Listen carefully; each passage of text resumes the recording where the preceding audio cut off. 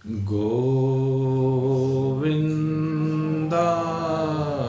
नमो नमः। श्रीकृष्णाय नमो नमः। नारायणाय नमोस्तुते।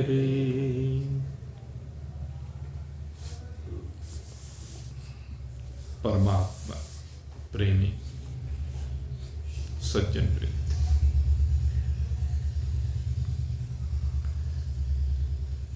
भगवान श्री कृष्ण की अनुपम कृपा के परिणाम स्वरूप नित्य है उस अमृत को हम हृदंगम कर रहे हैं जो भगवत प्राप्ति कराने वाला है, जो क्षेत्र के समस्त दोषों से विरहित करके आत्म स्वरूप क्षेत्रज्ञ में विराजमान करता है।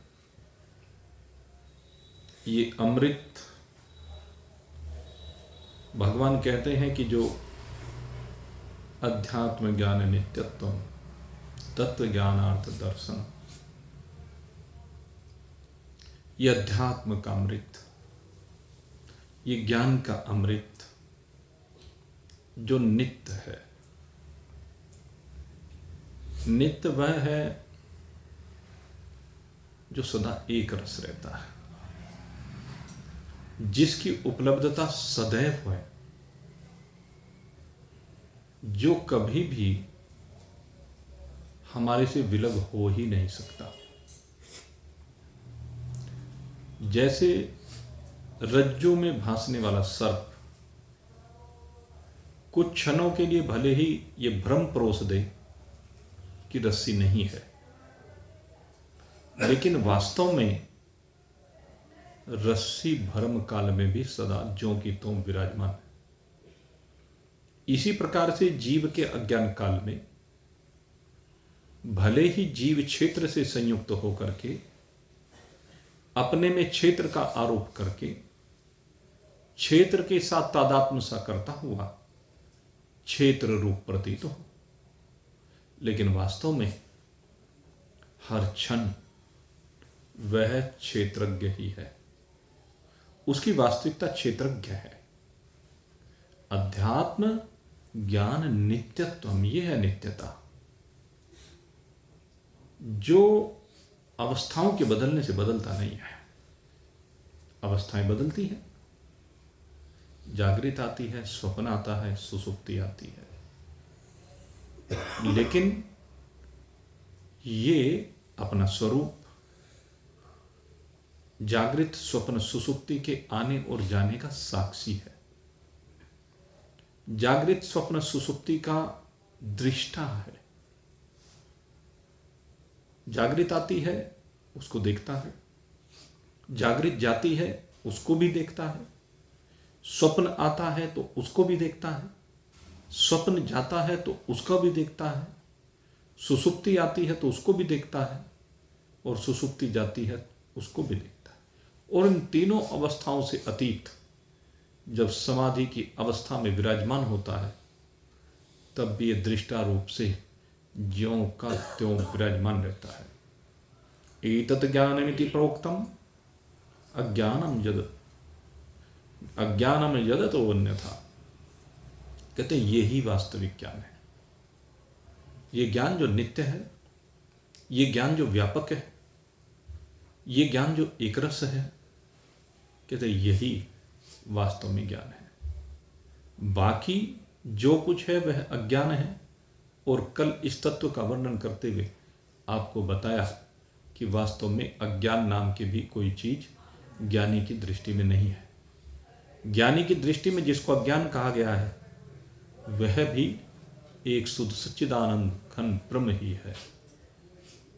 जिस प्रकार से रस्सी सांप बनी हुई दिख भले ही रही है, लेकिन रस्सी ही है, उसी प्रकार से अज्ञान काल में भले ही ये शरीर बना दिख रहा हो, भले ही संसार बना दिख रहा हो, लेकिन है तो ब्रह्म ही, सर्व खलविदं ब्रह्म। तो इसी बात को भगवान समझा रहे हैं कि जो ये ज्ञान है, कौन सा ज्ञान? सर्व खलविदं ब्रह्म वाला ज्ञान। इसके बारे में भगवान कहते हैं, ज्ञेयं यत् तत् प्रवक्ष्यामि यज्ञात्वा अमृतमाश्नुते अनादिमत्त परं ब्रह्म न सततन्नासदोच्यते। कितनी बढ़िया बात यहाँ पर कही।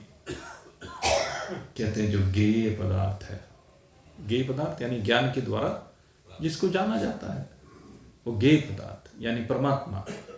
वो जो परमात्मा है, कहते हैं उस परमात्मा को हे अर्जुन, मैं अभी तेरे प्रति और कहूंगा। क्यों कहूंगा? यद्यपि भगवान पूर्णता का ज्ञान प्रदान कर चुके हैं, लेकिन फिर भी कहते हैं और कहूंगा, क्योंकि राम कथा करते हुए जो नर अघाते नहीं है, और राम कथा करते हुए सुनते हुए जो नर अघाते नहीं है, वही इस तत्व में विराजमान हो सकते हैं। भगवान कृष्ण अघाते ही नहीं है। भगवान कृष्ण अपनी महिमा का प्रतिपादन कर रहे हैं, और अर्जुन उस महिमा को निरंतर सुन करके आनंद की अनुभूति कर रहा है। कहते ये जो महिमा में तो ये गा रहा हूं ना, कहते यही वो महिमा है अपने स्वरूप की, जो यज् ज्ञात्वा अमृतम आश्नुते। कहते हैं जिसको जान करके, जिस परमात्मा को जान करके तू उस अमरता का अनुभव करेगा, जिसके बाद न जायते म्रियते वा कदाचिन्न, न जन्म की बात रहेगी न मृत्यु की बात रहेगी। तो जन्म और मृत्यु दोनों की सीमा से बाहर निकल जाए। ये ज्ञान मेरे मित्रों ऐसा ही है। इस ज्ञान में विराजमान होकर के जो आनंद आता है ना, इस ज्ञान को कहने में जो आनंद आता है ना, इस ज्ञान को सुनने वाला जो आनंद की अनुभूति करती है ना, कहते हैं वो शब्दों से व्यक्त नहीं हो सकता, क्योंकि जाने वही जय देव जनाए। ये महान पुरुष जिसको जना दे, भगवान जिसको जना दे, जान तो तुम ही हो ही जाए, उसको जान करके वही हो जाता है। अर्थात ब्रह्म को जान करके ब्रह्म ही हो जाता है। लेकिन हो कब जाता है? कहते जब साधक के जीवन में इस ज्ञान की झड़ी लग जाए, साधक इस ज्ञान में डूब जाए, ऐसी साधना हो उसकी, कहते हैं बस और कुछ रहे ही नहीं, जीवन में वैराग्य आ जाए। जीवन में वैराग्य के बाद ये ज्ञान आता है। इसलिए हमारा प्रयास निरंतर यही होना चाहिए कि बस जैसे पहले कहते थे ना, अगर भाई शनिवार को बरसात आ जाए तो एक हफ्ते की झड़ी लग गई भाई। तो झड़ी का मतलब क्या है? जो निरंतर बरसात होती रहे, तो जो ज्ञान की निरंतर बरसात होती रहे। जब साधक अपने स्वरूप में विराजमान हो जाता है तो हर समय फिर ज्ञान की ही बरसात, ज्ञान के अलावा और कुछ है ही नहीं। लेकिन यह समझ किसी किसी बिरले की बनती है। इसीलिए कहा ज्ञान झड़ी लागी रे, ज्ञान झड़ी लागी रे, कोई समझे संत सुजा, ज्ञान झड़ी लागी रे, कोई समझे संत सुजा, भर यौवन बैराग्य हुआ है। इसकी सबसे पहली बात क्या है? पहली कंडीशन क्या है? भर यौवन वैराग्य हुआ है। कैसे हुआ ये वैराग्य? सुन सुन बंसी तान, कहना बंसी की वो मधुर मधुर स्वर लहरी जो भगवान श्री कृष्ण के अधरामृत से संयुक्त है, कहते हैं उस स्वर लहरी को सुन सुन करके, उसके रस का रसास्वादन करते करते कहते वैराग्य हो जाता है। गोपियों को वैराग्य हुआ ना, गोपियों ने सब कुछ छोड़ दिया। जब भगवान श्री कृष्ण वंशी वादन करते हैं, भगवान श्री कृष्ण की उस बांसुरी से उनके अधरामृत का वो दिव्य रस प्रवाहित होता है, जिसमें डूब करके वो सब कुछ भूल जाती है, उनको कुछ याद नहीं रहता। भाई छोड़ो, बंधु छोड़ो, छोड़ो सगा सोई। गोपियां सब छोड़ देती हैं, कोई भाई नहीं, कोई बंधु नहीं, कोई कुटुंब कबीला नहीं, सब कुछ छोड़ दिया। यही है साधक की पहचान, यही है एक शिष्य की पहचान। जो शिष्य होता है वो जब गुरु के मुखारविंद से प्रवाहित होने वाली उस अमृत गंगा में निरंतर स्नान करता है, तो कहते सारे संबंधों को काट डालता है। वो अज्ञान जनित इस जाल को काट करके इस जाल से बाहर निकल जाता है। साध संग बैठे बैठ, साधु संग बैठी बैठ, लोक लाज खोई, मेरे तो गिरधर गोपाल दूसरो न कोई। महान पुरुषों के मुखारविंद से स्रवित होने वाली ये ज्ञान की गंगा हो, या भगवान श्री कृष्ण के अधरामृत से प्रवाहित होने वाली वो रसधार हो, कहते हैं ये उसको अमरता परोस देती है। यही है वो ज्ञान जिसको हृदंगम करके आनंद के अलावा कुछ रहता नहीं है। यही है वो ज्ञान की झड़ी। जब आप निरंतर इसी में डूबे रहे, निरंतर इसी का चिंतन चलते रहे, निरंतर भगवान में आपकी वृत्ति बहती रहे, भगवान की लीलाओं से बाहर ना निकले, भगवान की महिमा से बाहर ना निकले, भगवान की तरह से अनंत हो जाएं ये वृत्तियां, अनंत के साल मिल करके अनंत हो जाती हैं ये वृत्तियां। लोचत केस उखारियो अनंत दिखावन हा। क्या होता है? ये केस लुंचन है। सदगुर की महिमा अनंत, अनंत कियो उपकार, लोचत केस उखारियो अनंत दिखावनिहा। अनंत के साथ अनंत ही हो जाती है चित्त की वृत्तियां। यही है ज्ञान की घड़ी। तो ज्ञान की घड़ी जब लगती है ना, भरे यौवन वैराग्य हुआ है, सुन सुन वंशीता, मधुर मधुर अंतर रस जागो। कहाँ है ये मीठा मीठा रस? ये अंदर जागृत होता है, आपके अंतःकरण में जागृत होता है, आपके हृदय में प्रवाहित होता है।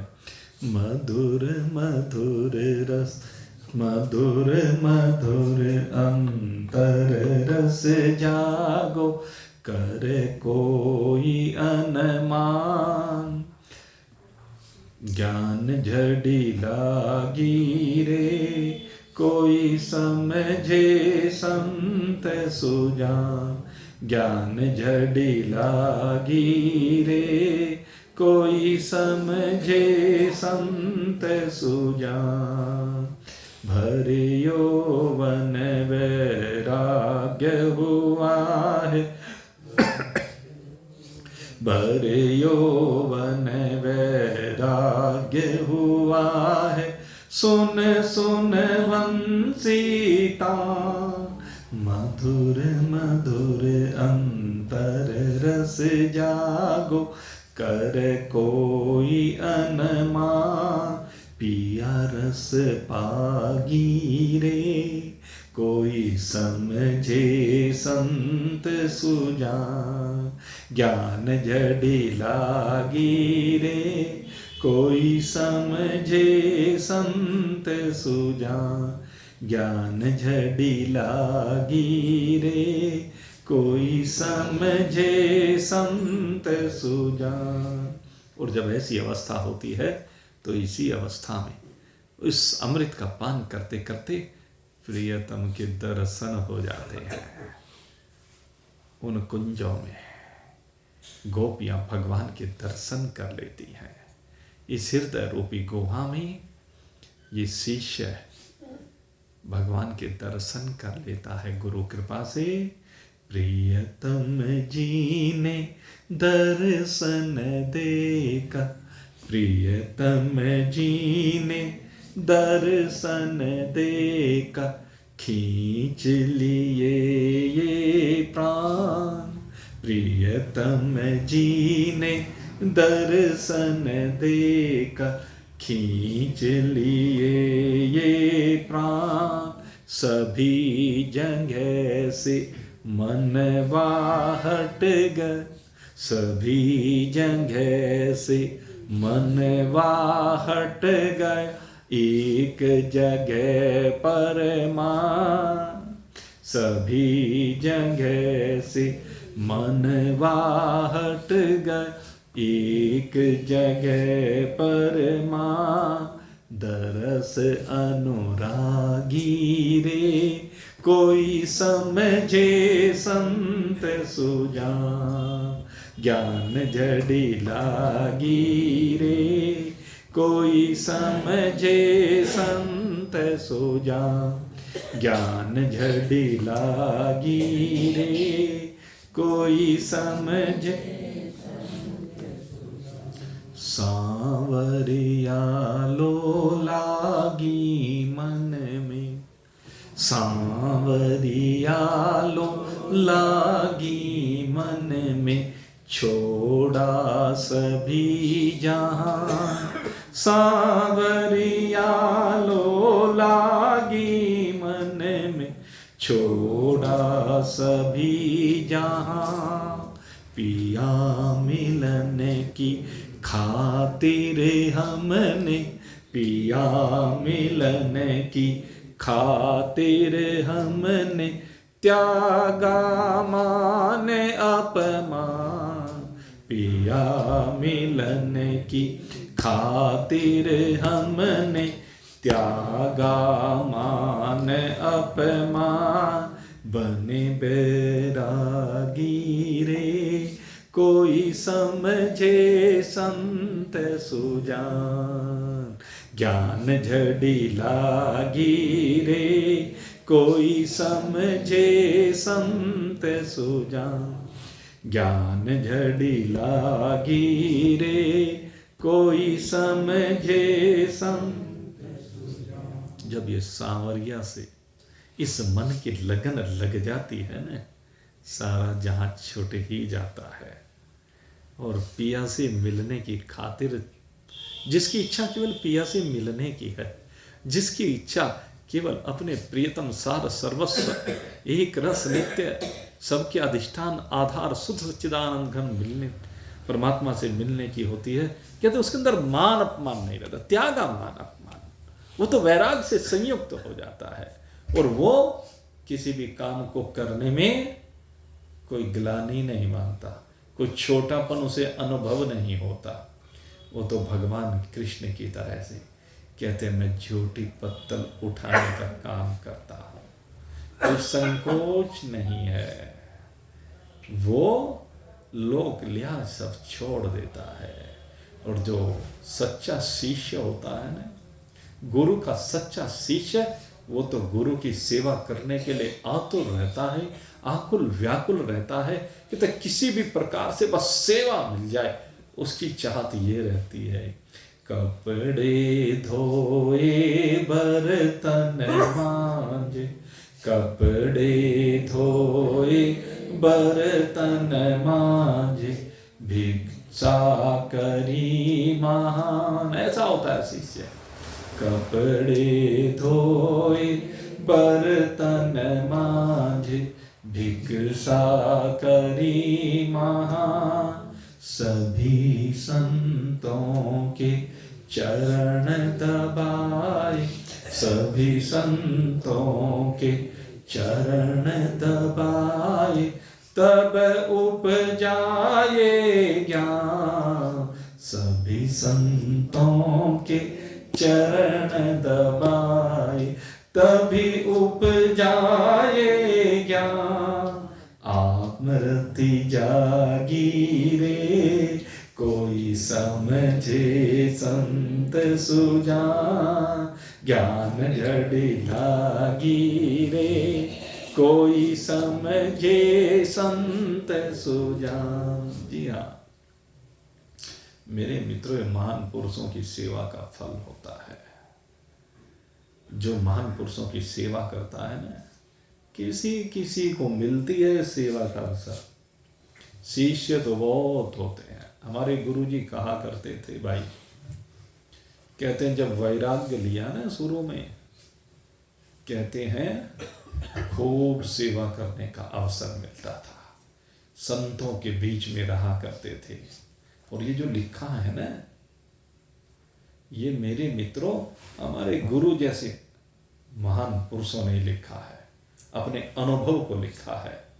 कहते हैं उनके कपड़े धोने का अवसर मिला तो कपड़े धोने के अवसर को चूके नहीं। उनके बर्तन मांजने का अवसर मिला, कहते पीछे हटे नहीं। और कहते उनके लिए भिक्षा मांग करके लानी पड़ी तो पीछे हटे नहीं। हमारे गुरुजी कहा करते थे कि गांव में जाते और 50-50, 100-100 रोटियां मांग करके ले आते और ला करके सबको खिलाते।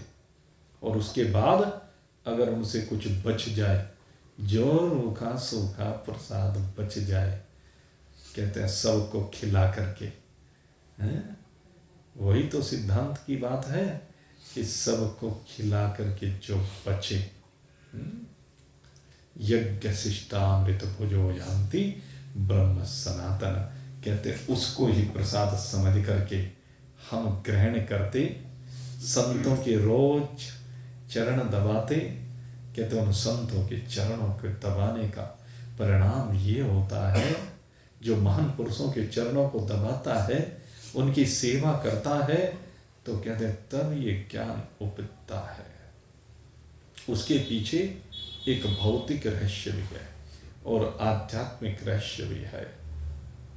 एक तो सेवा वृत्ति जागृत होती है, और सेवा वृत्ति जिसके अंदर जागृत हो जाती है ना, उसका अभिमान अहंकार नीचे आ जाता है, अहंकार का नाश हो जाता है। और दूसरी बात क्या है, महान पुरुषों के चरणों में वो दिव्य अलौकिक शक्ति होती है। उनके नखाग्रों से उस दिव्य ज्ञान का प्रवाह होता है, उस ज्योति का प्रवाह होता है। जब उनके चरणों में मस्तक टिकाया जाता है तो वो ज्योति इस मस्तक, ये जो भ्रुकुटी है, इस भ्रुकुटी के माध्यम से प्रवेश करती है मस्तिष्क में, और मस्तिष्क में प्रवेश करके उसके अज्ञानांधकार को दूर कर देती है। और भाई हम जो बात आपको कहते हैं, ये महान पुरुषों का अनुभव है, और हमारा अपना तो है ही भाई। हम तो बताते हैं, बहुत हमें पता है जो सेवा हमें गुरुजी की करने का सुअवसर उन्होंने दिया। हमने कुछ नहीं किया, लेकिन उन्होंने अवसर देते रहे बार बार, और इतने अवसर दिए, उन अवसरों की ऐसी महिमा है मेरे मित्रों, वो सब आप देख ही रहे हैं। खैर हम क्या कहें, उसकी महिमा है, हमारे गुरुजी की महिमा है। उन्होंने ऐसी कृपा की है कि उसको शब्दों में वर्णित नहीं किया जा सकता। और ये जो कहा ना, आत्मरति जागी रहे, ये उस सेवा का परिणाम है जो उन्होंने स्वयं दी है, उसका परिणाम है कि आत्मरति जागृत हो जाती है। और जब ये आत्मरति जागृत हो जाती है ना, तो चित्त उस चैतन्य तत्व के साथ मिलकर के उस दिव्य आनंद की अनुभूति करता है जो वर्णनातीत है। ऐसा अद्भुत, ऐसा अलौकिक आनंद ये परमात्मा का होता है, उनके सानिध्य का होता है, कि बस उसी में रमण करता रहता है। उसी में डूब जाता है और तद्रूप हो जाता है। यही बात भगवान कह रहे हैं। ये वाणी भगवान की वाणी है, ये वाणी संतों की वाणी है, ये वाणी ग्रंथों की वाणी है। गेयं यत् तत् प्रवक्ष्यामि, भगवान कहते हैं वो जो गेय पदार्थ है, वो जो परमात्मा है, कहते हैं जिसको जानने से, जिसके स्वरूप को जानने से, जिसके स्वरूप की अनुभूति करने से, जिसके साथ एक रूप हो जाने से, ये मरण धर्मा जो अब तक अपने को मान रहा होता है, ये जीव, ये यज्ञात्वा अमृतम अश्नुते, वो मरण धर्मा नहीं रहता है, अपितु अमृत हो जाता है, अमर हो जाता है। और अमृत की क्या विशेषता है? कहते हैं अमृत स्वयं तो अमर है ही, और कहते हैं ये अमृत का पान जो भी उससे कर लेता है वो भी अमर हो जाता है। यही है अध्यात्म की परंपरा। भगवान अमृत स्वरूप हैं, और भगवान से इस अमृत का जिसने पान किया है वो भी अमृत स्वरूप हो गए हैं, और जो अमृत स्वरूप हो गए हैं उनसे जिन्होंने फिर उस अमृत का पान किया वो भी अमृत स्वरूप होते चले जाते हैं। यही है परंपरा। एवं परंपरा पाप्तमिमं राजऋषयो विदुः। भगवान इसी के बारे में कहते हैं कि परंपरा से ये आगे बढ़ता रहता है, इसको जानते रहते हैं। जो शिष्य सेवा के द्वारा गुरु को प्रसन्न करते हैं, जो गुरु की इतनी सेवा करते हैं कि गुरु का मन भी ये करता है कि इसे खोट खोट करके पूरा अमृत पिला दिया जाए, इसके जीवन में किसी प्रकार की कोई कमी ना रह जाए। ये कृपा किसी किसी के ऊपर होती है, लेकिन दुर्भाग्यशाली होते हैं वो लोग। गुरु अमृत पिलाना चाहता है, लेकिन फिर भी वो संसार के विष का ही पान करना चाहे, जो संसार में डूबा रहे। अब उसको कौन बचाए? गुरु का प्रेम तो इतना होता है कि वो अमृत पिलाना चाह रहा है, लेकिन हम फिर भी जहर पीना चाहें तो फिर मरने से कौन बचाए भाई? भगवान कहते हैं कि इसलिए गुरु की शरण में जाइए और इस अमृत को पान कीजिए। भगवान कहते हैं अनादि मत्त परम ब्रह्म। ये ब्रह्म कौन है? कहते जो अनादि है, जिसका कोई आदि नहीं, जिसका कोई अंत भी नहीं, और जिसका कोई मध्य भी नहीं, जो आदि मध्य और अंत तीनों से विरहित है, ऐसा जो तत्व है कहते हैं अनादि मत्त परम ब्रह्म। कहते हैं वो परम ब्रह्म जिसका किसी भी प्रकार से कहते हैं विनाश नहीं होता, जो न बनता है न बिगड़ता है, जिसको सत असत न तद उच्यते, जिसको न सत रूप से कहा जा सकता है न असत रूप से कहा जा सकता है, जो सत और असत दोनों ही सीमाओं से परे है। ऐसा ये दिव्य अलौकिक तत्व है। इस तत्व को भगवान समझा रहे थे। कितनी बड़ी बात भगवान ने कही। कहते जिसको न सत्य कह सकते हैं न असत्य कह सकते हैं, ऐसा है ये परमात्मा तत्व, ऐसा है ये ब्रह्म। यद्यपि असत्य की निवृत्ति करने के लिए पहले सत्य का आरोप किया जाता है। क्या कहा जाता है? ब्रह्म सत्यम जगन मिथ्या। पहले समझाने के लिए कहा जाता है कि ब्रह्म सत्य है और बाकी सब कुछ मिथ्या है, असत्य है, झूठा है। बारंबार इस बात को कहा गया है, और वेद भगवान इसीलिए कहते हैं असतो मा सद्गमय तमसो मा ज्योतिर्गमय मृत्योरमा अमृतम गमय, तीनों बात कही। कहने लगे हम असत से सत्य की ओर चले। जब सत और असत दोनों हैं ही नहीं तो फिर असत से सत्य की ओर चलने वाली बात कैसे हुई? तो कहते हैं जिज्ञासु के लिए पहले असत्य को हटाने के लिए सत्य का आरोप किया जाता है, अज्ञान को हटाने के लिए ज्ञान का आरोप किया जाता है, अंधकार को हटाने के लिए प्रकाश का आरोप किया जाता है। जिस प्रकार से यज्ञ वेदी में पहले अग्नि को प्रकट किया जाता है, किस लिए? कहते हैं ईंधन को जलाने के लिए। जो भी सामग्री उसमें डाली जाती है वो सब भस्म होती चली जाती है, जलती चली जाती है। तो असत रूप संसार सत्य रूपी अग्नि में जलता चला जाता है। और जब समस्त असत्य का विध्वंस हो जाता है, समस्त असत्य जल करके भस्म हो जाता है, उस समय कहते हैं कि फिर सत्य स्वरूप अग्नि मात्र शेष रह जाती है। लेकिन कुछ समय के बाद हम देखते हैं कि असत्य तो नष्ट हो ही गई, सत्य भी लय हो जाता है, सत्य भी रहता नहीं है, अर्थात अग्नि भी शांत हो जाती है। तो सत्य के ज्ञान से असत्य की निवृत्ति तो होती ही है, ज्ञान से अज्ञान की निवृत्ति तो होती ही है, प्रकाश से अंधकार की निवृत्ति तो होती है। लेकिन जब जीवन में प्रकाश हो जाता है, ज्ञान आ जाता है, और उस समय कहते हैं ये सत्य रूपी अग्नि स्वयं भी लय को प्राप्त हो जाती है।